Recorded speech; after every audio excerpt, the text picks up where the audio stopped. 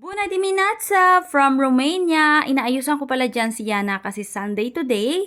At of course, dahil Sunday, pupunta kami sa church. Yesterday kasi, sinabihan kami ng aking biyanan na pupunta kami sa church kasi gusto makita ng pari. Hindi kasi kami madalas na pupunta doon sa may church kung saan hinahanap yung Yana ba. Dito kami sa may pinakamalapit talaga sa amin nagsisimba. So, dahil tapos na kami magbihis, nandito na kami sa labas kasama syempre yung aking biyanan.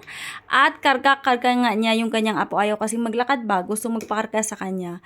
At wala rin kaming dala na stroller kasi useless lang din. Hindi siya sumasakay ba, mas gusto niya na maglakad. At ang boses ng niya na, oh. Yan pala yung aking itsura, yan yung aking pa-outfitan going to the church. At hindi na rin pala ako mag-video doon kasi nga super dami ng mga taong nagsisimba. Nakalabas na kami doon sa may simbahan. Hindi na ako nag-video, ang daming tao. Tapos yan yung Yana, kain na, ganito yung Yana. Bali galing yan sa simbahan. Tapos meron pa silang binigay na biscuits nandito sa bag ko. Nilagay ng aking biyanan. So bumalik lang yung biyanan ko doon. Tapos kami naman ng Yana is, of course, nandito kami sa may daan.